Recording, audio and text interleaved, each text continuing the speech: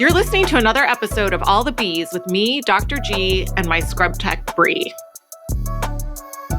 Hey, everybody, I'm Dr. Kat Gallus, and you're listening to All the Bees, the unfiltered plastic surgery podcast with myself and Bree. Hey, Bree. Hey, good morning. I love how you emphasized on the unfiltered. That's right. This is not a scripted show. I feel like I get filtered a lot. You do not. You think you get edited out? I think some of the things, well, in all fairness, some of the things should be edited out. Okay.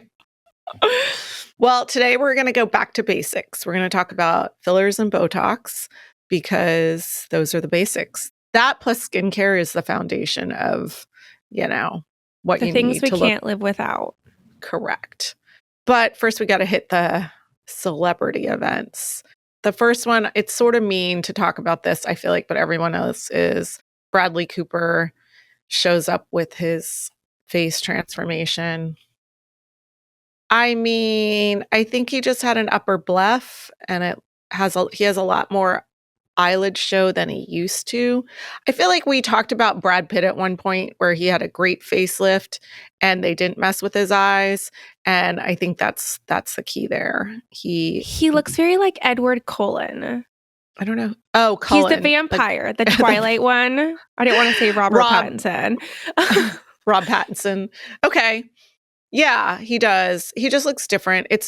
So I think the issue is yeah, I mean, someone should fix his hair.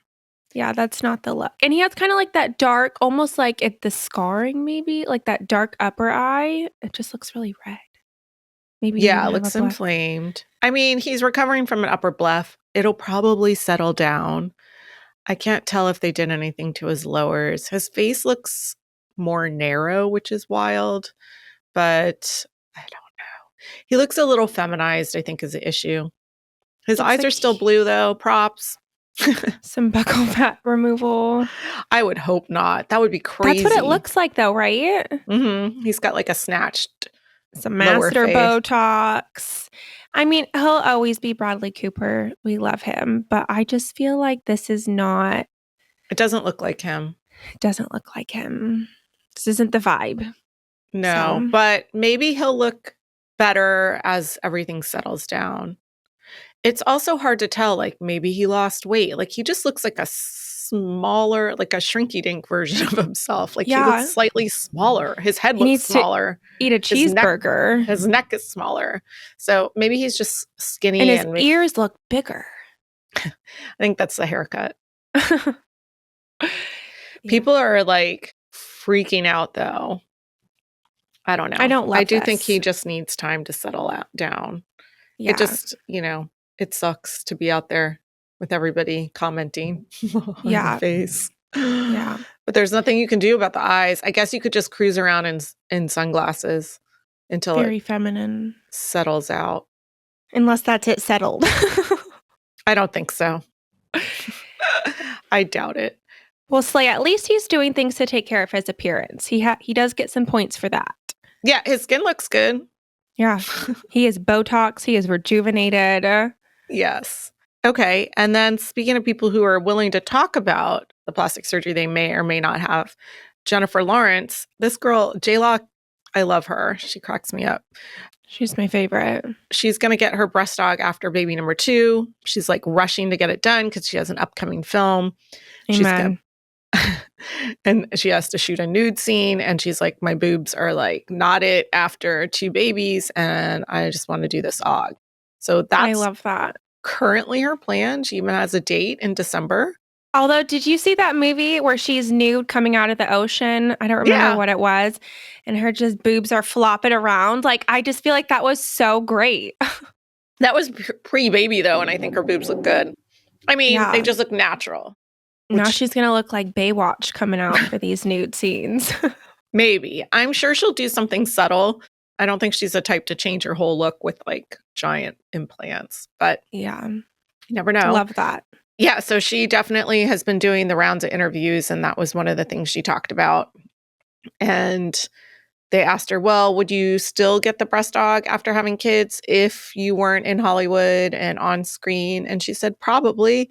I just might not be rushing it because I know I have these deadlines to make, but I would definitely be considering it.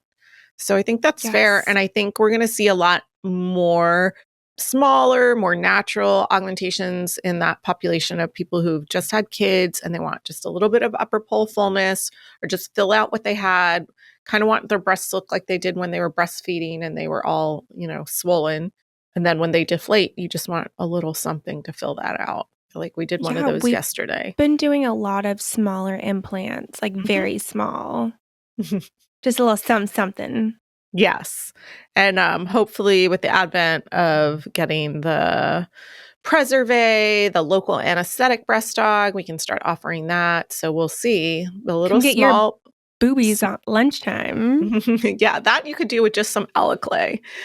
But yeah, you could do a lunchtime aug. So we'll see if that's going to be the new thing.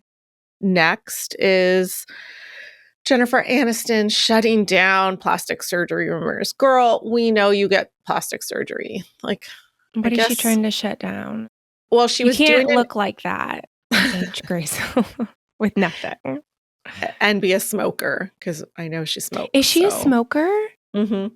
No, Jennifer, don't. Why?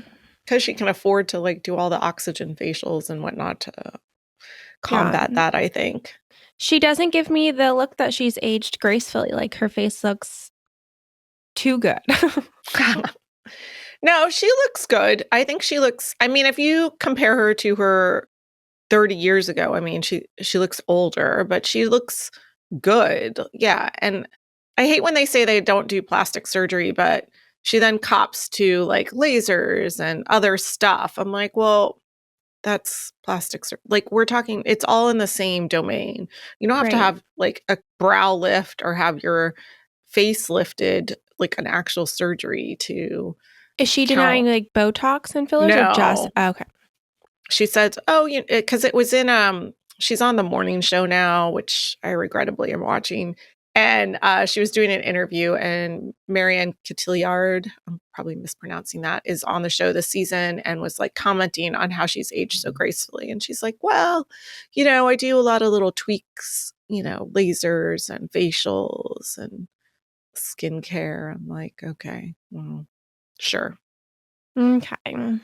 She's been doing a lot consistently, despite the smoking, to maintain herself, which is what you should be doing instead of waiting and then just hitting the panic button at, 55 and being like, I haven't done anything. Can you fix me? It's definitely, she's been playing the long game for a while. Because if you remember when she was on Friends with Courtney Cox was already deep into Botox and fillers back when they were first coming out. And I'm sure, introduced her into the world of facials and microneedling. And our chiropractor is in the office this morning, and she was saying people were commenting on our skin last week because she got a PRP facial, some microneedling with PRP. And she's like, no one ever comments on my skin. It works wonders. And I was like, yeah, those kinds of treatments are great, especially if you're able to do them consistently. It really does help. And we know she's probably had a fat transfer at some point. Jennifer Aniston, not our chiropractor. Oh. And so all of that PRP, all of that is definitely helping maintain her youthful appearance without something dramatic like a neck lift.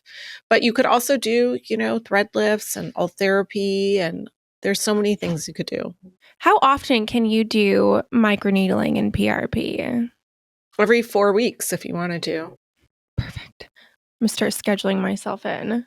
I know. Well, I told her, I said I did it probably a year ago and was like, oh, this is great. And then that was the last time I did it. I did it 2 weeks ago. It was amazing. I was like, my skin looks so good. It's helped with my little acne scars. Mm-hmm. It's like, I need this all the time. I know. So she is maintaining, unlike Sydney Sweeney, who claims she's never going to get anything. Girl, don't even. That's shut up.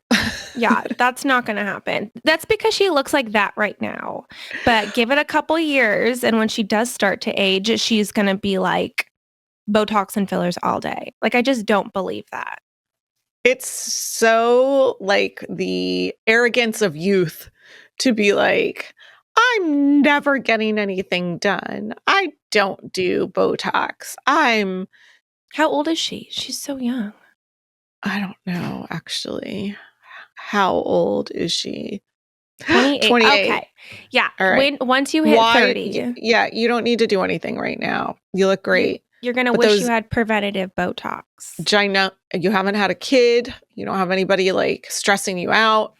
You're living your best life. Yeah. But I will say she is blonde and fair, and that ages poorly without some support. Yeah. We'll circle back in a couple years and see where you're at. Because I just don't believe it. I feel like she's too like prominent in Hollywood. And like, I know people like Jennifer Aniston want to age gracefully. Yeah, but Jennifer Aniston, like I said, has been doing stuff since that age. Yeah, I'm telling you. No way.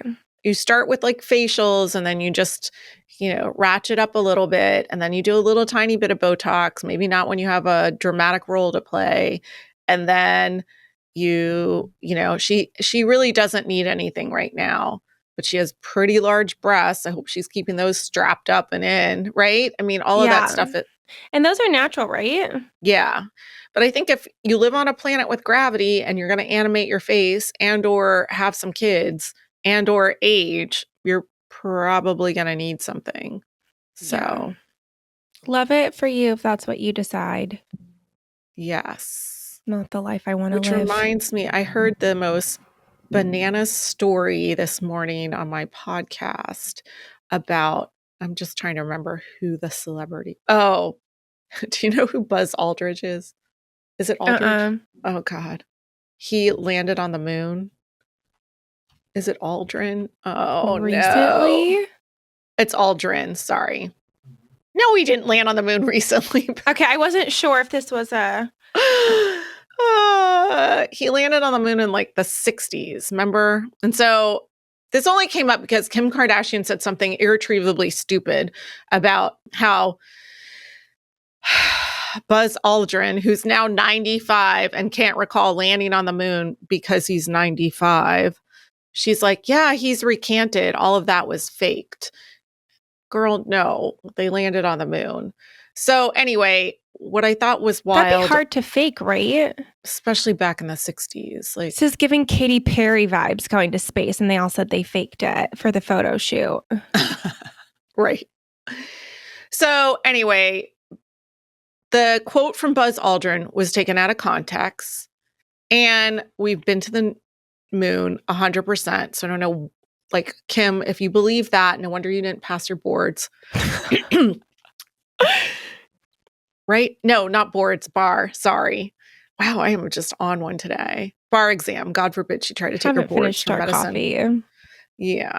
Anyway, why I thought this was wild is because he's 95, which, Brie and I have this running joke with my sister about how that's like the ideal age to marry. Especially if they're wealthy. If anybody's out here watching and you're single and you're 95, holla at your girl. Call us up. Yeah, we're here. So anyway, he did marry somebody with a major age gap in her 60s, like maybe a couple years ago. And then she died. Goals. And I was like, wait, she died? She died, which is just bananas. So they were talking about it on my Who Weekly podcast, which I love to listen to. So yeah, that's crazy. It's I'd be ironic. So bummed if I did all that work. Right? I mean, she was like 64 or something when she married him, and then 66 when she died. So they were only married for a couple of years. This guy outliving everybody. That's wild. Like, he got married in his 90s. Something on the moon that gives you like youthful, live forever. I don't know. Not a conspiracy theory, like the fountain of youth. Yeah. He took a little moon dust with him, and snorts a little in the morning every day. And he's good to go. Anyway, the only reason it even like registered on my whole like that's insane is that that's our longtime goal, to marry someone wealthy in 95. We could share Yeah. too, sister wives. I'm down for it. So if you want 2 wives, hit us up. We require a monthly allowance. A huge monthly allowance. All right. And then, okay, so moving on back to actual celebrity news. And although I heard the new Kardashian show, All's Fair, got panned. Did it? Yeah. I keep seeing all the commercials and I was like, No. Mm-mm. Even the names are bad. Like, it just looks terrible. They're just It's not amazing. actors. She isn't. And then they have actors on the show. You've got Sarah Paulson, Glenn Close, Naomi Watts, and I guess it's just a fail. And not in like an entertaining fail like Emily in Paris, watchable fail, but it got a 0%. A rare 0% score. This is unwatchable. So Wow. I know. Meghan I have to Markle, watch move it. over. Yeah. There's something worse. Now I I'm know. going to watch it. Well, people are saying that it's not even like, you know how like some stuff is unwatchable but watchable? There's a lot of those shows out there. This isn't even watchable. So I sort of feel like I need to take a crack at it, but I'm busy rewatching Stranger Things with my kids in anticipation of the new season, which is hard to watch because of what's his face? Harbor. Is it David Harbor? Oh, yeah. Now that he's gone and cheated his little life away. Now that he's like a sex addict or whatever. Anyway, this is, if anybody wants to know what it's like being in the OR with us, you just got a little vision of how we go from topic to topic. But let's go to that and all. That's what she said. I think we have scarred our anesthesiologist, but yesterday he gave such a golden, that's what she said. I was so proud, a little shocked, honestly. But he's like, I feel like I should be in jail. He's like, that was arrestable. I was like, yes. I am honored. This is great. We have corrupted you sufficiently. So good. Okay, let's talk about Emma Stone's latest looks. I mean, she looks great. What? Who cares? I feel like I saw this and I was like, everything sparks a frenzy on social media. Literally everything. Yeah. And honestly, a lot of times it's just a different angle or different lighting, or she's not smiling as hard. Because I saw the picture in question and I was like, she's just looking at the camera different. Like, are you kidding me? Like, what are we doing? Yeah. She looks the same. She looks great. She looks the same. She's very natural. She's nice and beautiful. Botoxed and filled, and it looks fabulous. Yeah, she looks like herself. The lighting, she obviously has got some good lighting there. So yeah, I think if you scroll down, the image that they were like freaking out about is that one. Yes, that one where she's with Lisa. Foxy. Yeah, but she's making a face, and her angle of her face is different. You know, and then that looks different than the top one. Right, but very, like, she's in the same outfit. Like, she's like, it's just different lighting, different angle of the camera. It's so dumb. Yeah. I feel like she looks great. She does. She's always looked super cute. Whatever she's doing is slay. Working. Slay queen. Slay.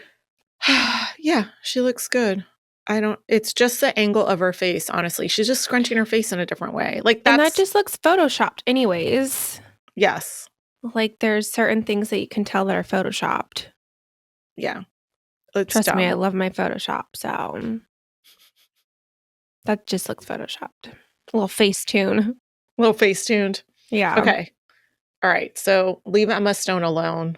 Yeah. And then you should always leave Chrissy Teigen alone because she will come for you. She will come for you. She like rants at everybody about her cheek filler and then apologized for the rant because she said she took a sleep gummy, which is, I mean, is that? She did the rant because she took a sleep gummy? Yeah, she was pissed. And she so didn't go she ranted. To sleep? I don't know. She was just like, stop being miserable. What happened to just thinking things? I kind of honestly agree because, you know, we post stuff and somebody always has to comment about my face, which is literally my face. We'll get into what's been done, but it's not that much. So when you bust on my face, it's literally my face. So People love to troll anything they possibly can. It's so painful. And it's hard to not take it personally. But on the other hand, we pick apart people's faces on this podcast because people want to know what's been done. But honestly, you used to be able to do that. Like she says, you'd flip through a magazine and be like, oh man, look at those teeth or whatever. Those eyebrows are crazy or she looks crazy, and then move on. But now you get to like directly tell that person, this is your thought. You know, I would never do that haircut. You know, we all do it. We used to do it and then spit it out and go in the universe and it would disappear. And now people take the time to type it out. Like, why? And they hide behind other accounts and do things. I literally think people find a lot of joy from this. They go home and they have their glass of wine and they're sitting on their phone because they're miserable and they're just going through leaving hateful comments on things. I mean, it's one thing to pick apart someone, you know, we pick apart ourselves all day long. Well, I do. Yeah, no, for sure. And maybe I'll think, oh, that looks, you know, whatever, whoever we were just talking about. I mean, I think there's nothing besides Bradley's eyes looking a little weird, which may just settle down. Like, we're not really, you know, we're just doing our girl thing. I don't know. I don't think her cheek filler looks bad. So I don't really know what the issue is in the first place. But I do think somebody has something to say about everything. Everything. I was waiting for someone to comment about like little things like flushes or, you know, like it's. Yes. Why are you in the OR or whatever about our little posts? Yeah. Yeah. They can comment like Dr. Chow made this super cute little video when the OR, like before it was, I don't know, but I hadn't turned it over. And like, well, I wouldn't want to go on the OR if you're sitting or it's just like stupid stuff. Like, of course we're going to clean the OR. Like none of that makes sense. Like people just pick apart anything they can. Right. But it's usually from an account that's anonymous, which is really just part of the problem. She's not hiding behind anything. She's out there. We're out there. And it's just part of the game. But it's really shitty for the people who are anonymous doing that stuff. I think it's kind of hateful. And I do think people are constantly picking apart stuff. I have a friend who posted about her non-narcotic post-op pain regimen and people, which I thought was like, okay, that's awesome. Like, why? It's like taking care of puppies. Like, where's the downside? But of course, somebody had to be like, how dare you deny people narcotic pain medicine? And you're like, okay. I mean, sure. I guess if you need it, you need it. I don't know. Yeah, I would think that's a positive thing in light of the opioid crisis that we have. To lean into non-narcotic pain alternatives. And don't you think those patients probably want that? So I tell my patients, for example, with the non-narcotic stuff, we have non-narcotic alternatives. And the patients who come to me and be like, I don't want you to prescribe me any Oxy or Percocet. I want to do this. I have a very high pain tolerance. We're like, fine, but here's the other alternatives you can take. We're going to give you an NSAID. We're going to give you Genavix. We're going to give you Tylenol. And then if you know you can do it without the narcotic, great. But you might want to pick it up anyway, just in case. Or good juju to just have on hand. I know. But again, the ones who have not taken any have been the ones who came in requesting non-narcotic. You know, the people who are like, I don't care, or I definitely don't want to feel any pain are the ones that are going to take it. So I think it's partially patient motivation, and we can tailor that. So if you absolutely are motivated to do something under local, you'll probably be fine. If it's because for the right reasons. If you're just trying to be cheap, it usually doesn't work out. Yeah. Just let people do what they want. You know yourself. Pain meds. Yeah. You know yourself the best. And sometimes I can't tell what's motivating people. So you have to ask those other questions like, well, how do you do at the dentist? And if they're like, oh, it's fine, or I'm terrified, then, you know, or like you with flying, right? You don't like flying. So yeah, I do not like flying. A little flag that maybe people aren't going to be okay in certain circumstances. Yeah. Anyway. I don't sit there and hyperventilate, but I do not like flying. We're traveling on Friday, and I was like, don't judge me when I have 2 glasses of wine at the airport at 12. At 2 in the afternoon, right before we get on. Shots. Everybody. I'm going to see how many shots she needs before she takes me to the Chanel store. Yeah, I'll be all better buzzed up. So that's Oh, what not that is my me. like. I get to the airport and I'm No like, "Where's the caffeine. coffee? Where's the coffee?" Really? Yeah, I don't know. No caffeine. I want to be like out. I don't know. I associate it with Diet Coke or Starbucks or Better Buzz if we're in the right terminal. So shout out to Better Buzz. Love their stuff. Okay, so let's look at Botox and fillers, the basics we're going to talk about, which we've just kind of talked about. Everyone needs. Maybe not everyone, but. So when did you start doing Botox? Do you remember how old you were? I think I was about 25 and I started very like just small here and there, a little in my 11s. Baby Botox. Baby Botox. And then I started working here. Just kidding. Now you need 150 units. And now, I mean, the fact that I'm moving, this is not a good sign, but shove it everywhere. I have it in my masseters. I feel like I have the lip flip. I've got it in my 11s, my forehead, my crow's feet. I've tried it all over my nose. Tried it in my DAOs. I've tried it everywhere. Yeah, I feel like there's probably, I don't have a gummy smile, so I've never tried that personally, but I've done the lip flip. Currently, my lip flip's a little much, to be honest. I love a lip flip. It is so good. I do, but you got to get the dose, My favorite is when you know it kicks in because you go to brush your teeth and the water just comes all back out and you're like trying to spit and you're like, perfect. Yeah, I have dribbled water all over myself in public, like trying to drink a drink out of a straw and it just goes everywhere. And I'm like, Botox is working out the first week. And I'm like, I can't. Eric's like, are you okay? And I'm like, oh yeah, it's just the Botox. I'm not having a stroke. My lip flip just kicked in. Sorry. Yeah, no, we are Botox. I've had filler in my lips. I've tried filler a couple years ago in my nose and my jawline. I think now I don't really love the jawline because I like the slimmer face. Now I just Botox it, but I do want to try it one day in my cheeks, some filler. Yeah. But other than that, that's it. That's all I've had done. I guess I wouldn't ever say I see a celebrity that has too much Botox. When it's noticeable, I feel like it's when it's like in correlation with your eyebrows, right? Like right, sometimes is when it's done poorly. So like the Spock eyebrow, the Cruella look, yeah, or both Spock. So that's when you have really gotten the central part of the forehead, but the lateral part of the forehead is not Botox, so you get the Spock brows.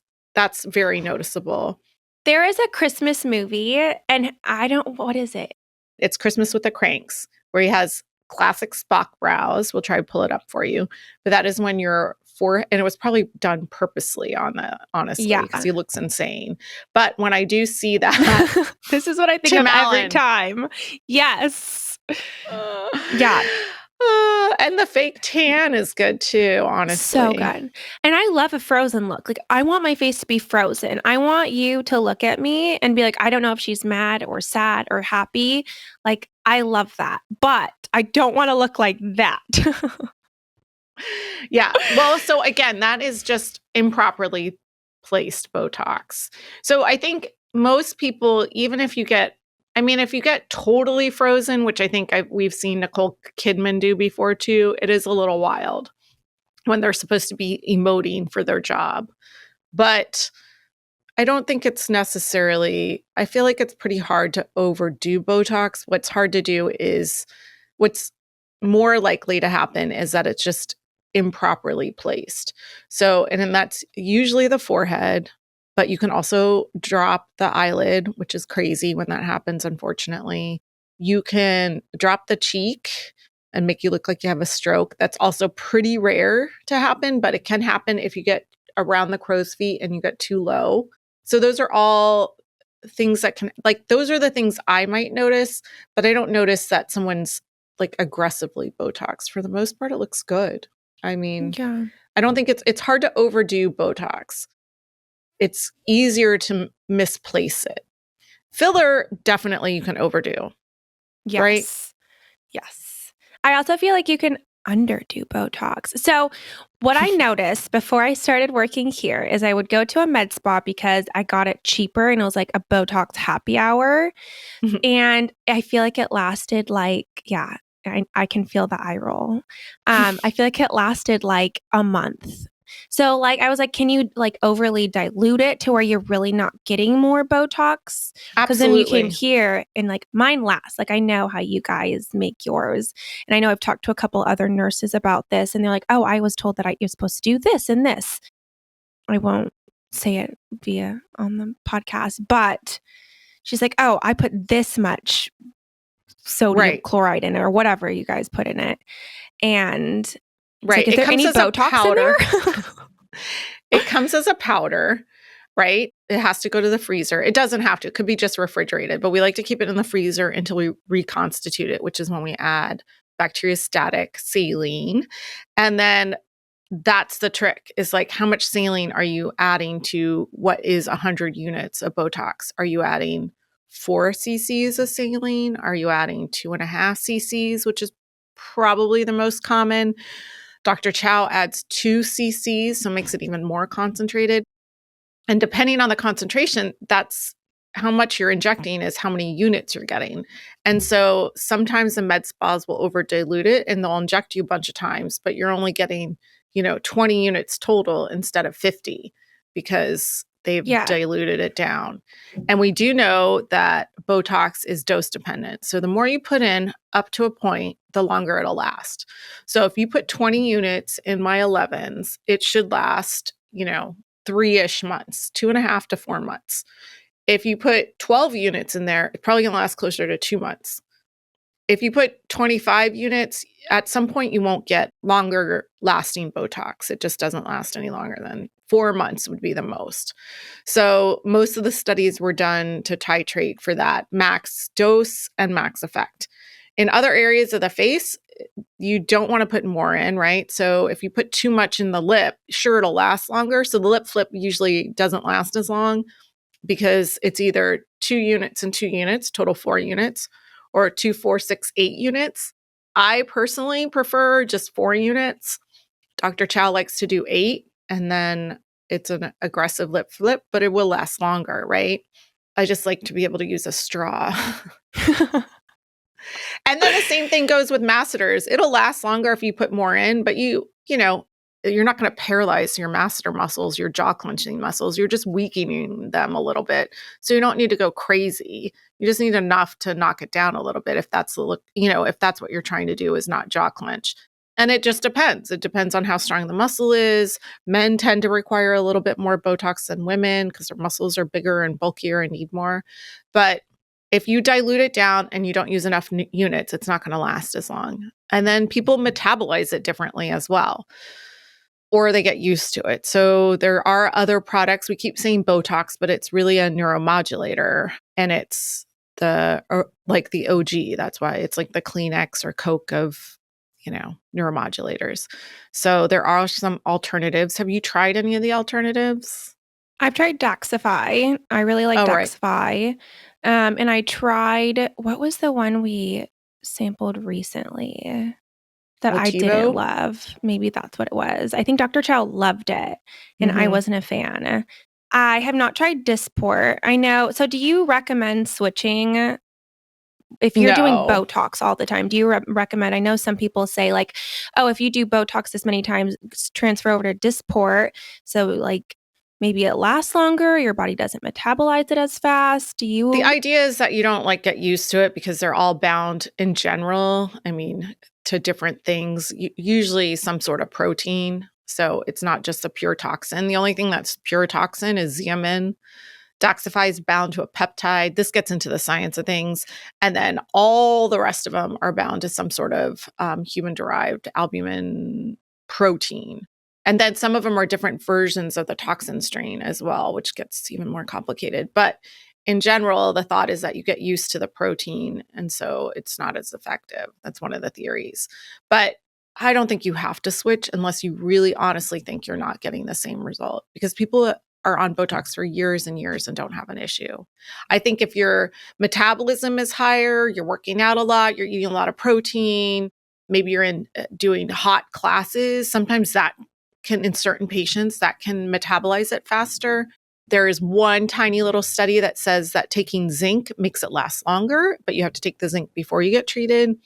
I don't know. I've tried that before. I wouldn't say consistently. It didn't really change anything. I mix it up usually because I'll use whatever we have on hand.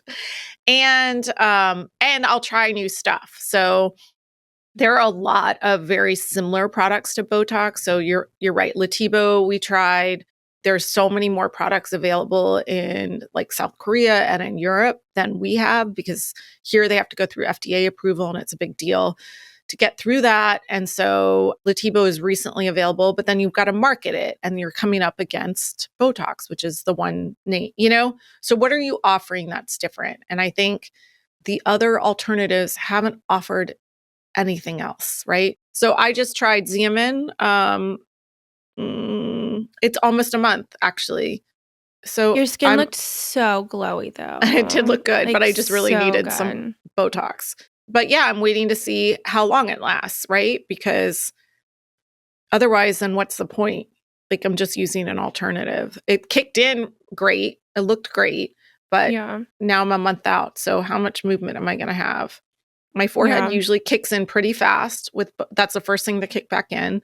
So we'll see. And then Daxify, which is the one I've tried too, is really nice. It's attached to a peptide.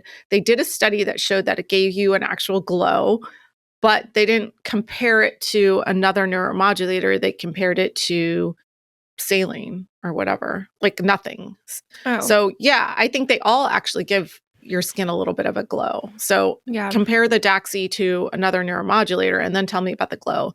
But because it's attached to a peptide, it acts a little bit different and it lasts longer. Originally, they said it was going to last 6 months. It does not last 6 months. It lasts about double what you would normally get from Botox. So if you're the type of person that it wears off in 2 months, sure, try the Daxi because you'll get 4 months out of it.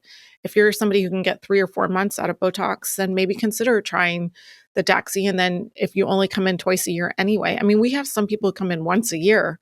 Like, it's way worn off. That's crazy. That's crazy talk. But yeah, I mean, I think unless you're pregnant, there's a budget for it, right? So, if you don't have the funds to be doing it every 3 or 4 months, then that's fine. You're going to stretch it out. And if you're going to do that, maybe try an alternative that's supposed to last longer. I always tell people it's reasonable to start once you start seeing lines that are, we're not trying to freeze your face. We're trying to prevent lines from happening. So if you come in and you're 48 years old and you haven't done anything with your skin and you have a deep 11 here, I can Botox it, but that wrinkle is not going away for maybe 2 years of consistently doing Botox. Botoxing one time is not going to erase what is a wrinkle at rest. When you're going to wrinkle your face when it moves, that's fine. But if it's starting to stay when you relax your face, we're already kind of too late. I mean, you can soften it, but once it stays there, and I think that's when I started doing it. I think I was early 30s and I was just starting to get a little creasier. And I was like, oh, hell no. And so, I don't have one, because I've been consistently Botoxing since then, so 5 with years. That, do you think preventative Botox is a thing? Yeah, I think it's a good idea. You don't have to start at 20, like my 19-year-old daughter keeps pushing, yeah, she can move her forehead because you're 19 and it doesn't matter. But once you start getting a little crease there that doesn't go away when you relax your face, sure, put a little Botox in there. And it's just a small amount. Yeah. But I would say it's usually 30, 35. That's when you need to start for most people, unless you're really animated. Right? But it's okay that you can move your face right now, as long as those creases aren't there when you relax your face. So you still got, it's not an emergency. You don't need to get Botox right now. I mean, you can, but that's what you're trying to do is you're able to move your face. It's fine. Like I stretch out my Botox appointments sometimes because I'm just busy and my face will move and I don't mind that. What I'm preventing is permanent wrinkles. Yeah. So like Eric has a very deep line and he just started getting Botox in his 40s. that sucker is not going to go away. Like that is deep no matter how much you put in it. Like he should have started a couple years ago. Right. So now you can't prevent that. That's just it's there. It will unfurl if you're consistent with it, but it will take a variable amount of time and usually a couple years. So that's my spiel on Botox. Let's talk about filler, where you can, I feel like this is a year of filler backlash, to be honest, right?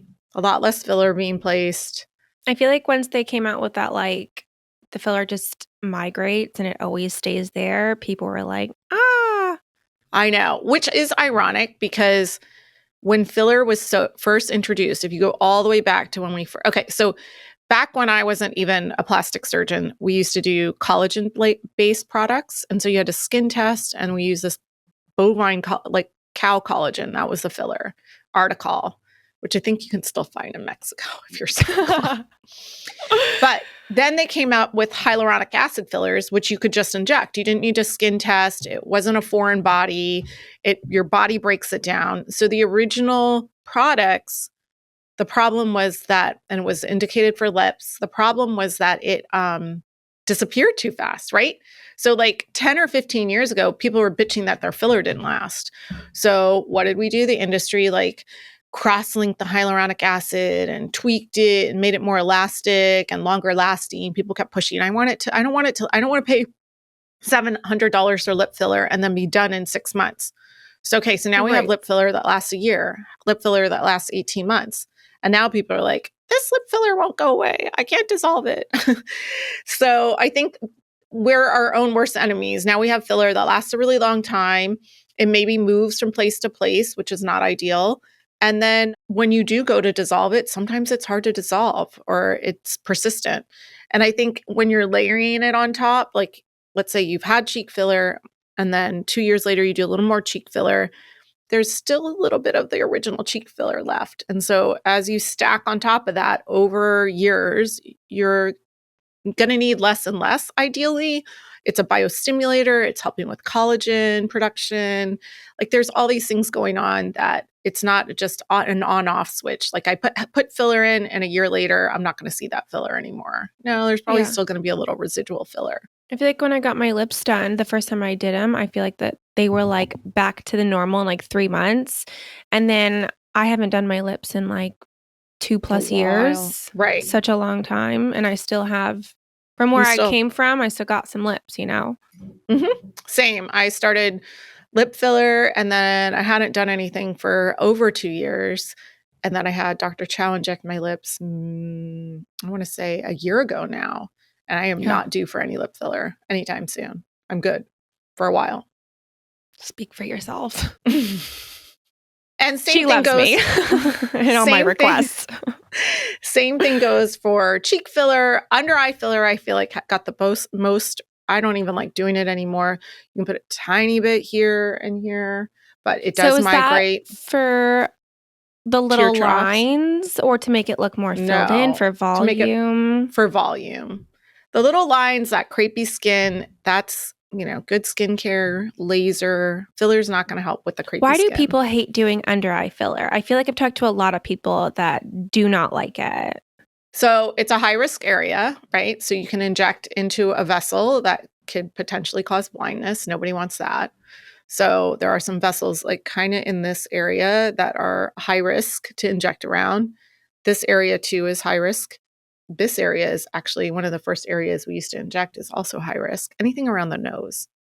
All right. So you can get kind of backflow of filler into a vessel that then goes to your eye and can cause temporary or permanent blindness. Very rare, but possible. Yeah. So you're injecting right on the bone of your orbit, and it's still sometimes a little bit of product just sits there and maybe migrates around. And if you inject too superficially under the eye, this is where you get problems. It can get trapped in the muscle and then it bulges up. And so you get little balls of filler, not a great look. Or if it's very superficial, it's something called the Tyndall effect, where it makes your skin look blue. And that cannot be good. I mean, my skin looks blue, but that is just a vein, regrettably. I didn't see the blue.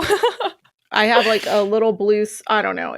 I have makeup on, but That's just like this prominent vein that sits right there on this side of my face. And someone was like, oh, you could just make a little stab incision and rip it out. And I was like, no, I don't know. This is why it's important to go to somebody No, that knows what they're doing. one of my friends said that. And I was like, I'm not doing that. I can't. Gross. Oh my goodness. Tie it off. Ugh, gross. But yeah, you could do what I should do is laser over it, right? To thicken up the skin. Then you won't see the vein as prominent. But putting filler around that's just like fraught with problems. So I think under eye filler has for the most part gone away. A lot of us will prefer to do PRP, right? Which isn't adding volume, but is improving that crepey skin, or laser, or nanofat. So taking your own fat and breaking it down so it's almost like a slurry or a liquid and layering that in there too. Because all that is doing is rejuvenating the skin and not necessarily adding volume, because you don't necessarily need volume there. You just need that skin to be just a little bit thicker. Can you dissolve filler anywhere? Anywhere in the face? Mm-hmm. Yeah. So any places you can't dissolve it? Mm-mm. If it's a hyaluronic acid-based filler. If it's Sculptra or Radiesse, those you can't really dissolve. You have to wait for your body to break that down. So that can be a little tiresome. So yeah, most people, but we've seen more and more patients that become fixated on filler that they had that they're trying to reverse, and then they feel like there's still filler in there, even though you can't visually see it or feel it. And I think either they have a little bit of scar or biofilm, but that filler there's nothing more to break down, and they get a little fixated on it, which is unfortunate. How long does filler last? Like what can they expect? Is it different depending on what filler is being used? Yeah, I would say on average though, I just ballpark a year. Okay. Some fillers will last longer. It depends on the product. And then it also so what brand of filler a little bit. And then it depends on where you're putting it. So filler in the lips tends to last not as long as filler in the cheeks, because filler in the lips is in a place that's moving all the time, and that helps kind of break it down. In the cheeks, it's deep on the bone and it's just sitting there. And so it takes a lot longer for your body to break it down. That being said, a lot of times people don't want to commit to the amount. Like one syringe in your lips is usually pretty good. One syringe for your entire face is probably not going to make a big dent. So ideally you would do a syringe here, and a split one between your temples to get a nice lifted cheek, fill out the temple area. But not nobody, but people are a little reluctant to do 3 syringes of filler. So if you do one syringe, then yeah, you're probably split between your cheeks. You're probably going to come back in a year and want more, because you just didn't treat enough. But that's fair. Mm-hmm. Again, people have budgets. My sister's always aghast at how much filler costs. I'm like, yeah, that's what it costs. It's expensive. It's expensive for us to purchase. Then you have to also compensate me for injecting it and not, having you have a vascular accident or go blind. So yeah, we would not like any of those. Right. So I know. So then there's, marketing things where get free, blah, blah, blah. Well, it's not free because first of all, the product costs something. And even if Allergan gives it to me for free, I still have to inject it. So it's my professional fee for injecting it and knowing where to inject it and how to inject it. So those are all things that get factored in. That's why that little program didn't last. Because people are like, what? I'm not doing well, even filler. we had somebody that worked here at one point that they went to one of those places that give you the free filler. You just have to post and so forth. And she came back and she, bless her soul, but it was insane. She looked like a totally different person. She was upset, and then she had to argue to try and go get it back dissolved from that place. And then when she wasn't happy, they were like, you can no longer be a patient here. Yeah. There's a lot of med spa. That's why it's important to. And what do you do to avoid that? Well, I'm crazy usually overdone, more conservative. Yeah. Again, there's a difference also when you're doing a training and you can inject as much as you want and no one's paying for it, versus I have to pay for this product as a patient. Then you're like, no, I'm not doing 8 syringes of filler in my face, because that's I'm not paying, $7,000. I could have just done actual surgery. So yeah, so I think that's always a downside. And then a training, is also a little I think she was getting it done for free was part of the problem. And so they're just throwing it in there and, you know, not a lot of personal feedback. But if she had to pay for it, it would have been different. So, Right. Yeah. You just definitely have to understand what you're asking for. In general, I think our patients are asking for the filler to do a lot more than it can. People are so afraid of being overfilled that they're like, I just want to do one syringe. And one syringe is 1 cc. That is 1/5 of a teaspoon of volume. So it's not going to dramatically change your cheeks or whatever it is. So I feel like our patients are conservative and that's fine. Yeah, they definitely are. Well, I think we've covered, I mean, we could talk about the different brands of filler, but I think that's something maybe for a different day. I was going to ask, but then I wasn't sure if like between There's a lot. RHA and Juvederm. If you want to talk about your preference or if I think there's probably 3 major players on the market. There's the Restylane made by Galderma brand. There's the Juvederm line made by Allergan. And then there's the RHA brand made by Revance. And those are mostly what's out there. There's another product called Versa, but it's kind of a standalone. And then you have Sculptra, which isn't technically a filler. It's more of a collagen stimulator. It doesn't necessarily add volume. And Radiesse, which I tend not to use in the face, which isn't a hyaluronic acid filler. What gets confusing is that in your Restylane line, you have 6 or 7 products. In your Juvederm line, you have 6 or 7 products, you know? And then in the RHA line, you have 4. So there's like all these equivalency, you know, like, are you going to use Vobella from Juvederm or Silk from Restylane or Redensity from RHA? Like, they all have kind of the same offerings to some degree.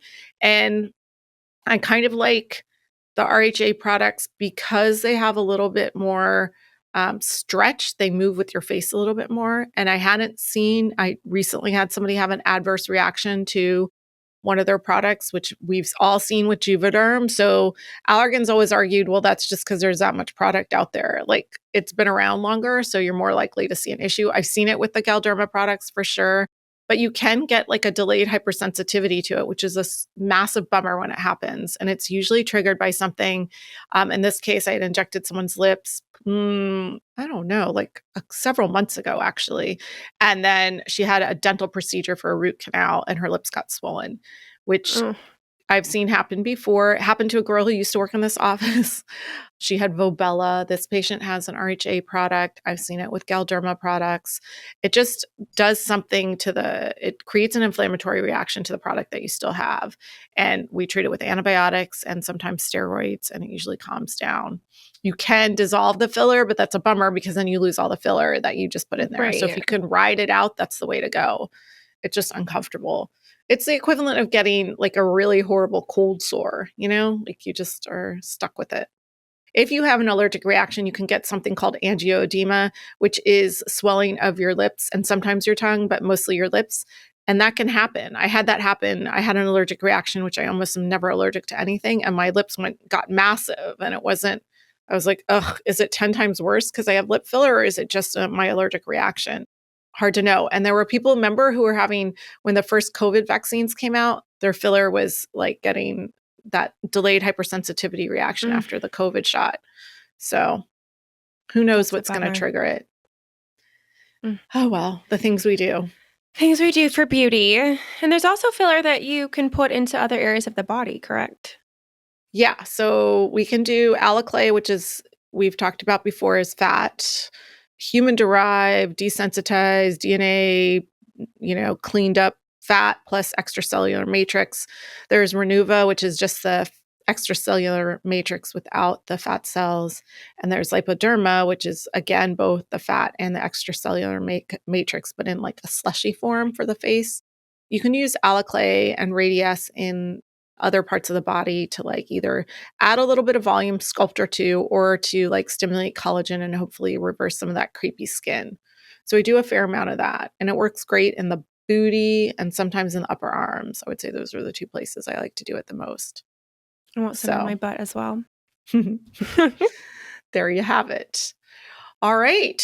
I think we're good. Covered. If you have more questions for us about Botox or fillers, reach out. We love to talk about it. If you're 95 and single, also reach out. And wealthy. And wealthy. Yes, please. All right. I think that's it. I think we'll scrub in and scrubbing out. If you're listening today and have questions, need info about scheduling, financing, reviews, or photos, check out the show notes for links. Restore SD Plastic Surgery is located in La Jolla, California. To learn more about us, go to restoresdplasticsurgery.com or follow us on Instagram at restoresdplasticsurgery. If you enjoyed this episode, please share it and subscribe to All the Bees on YouTube, Apple Podcasts, Spotify, or wherever you like to listen to podcasts.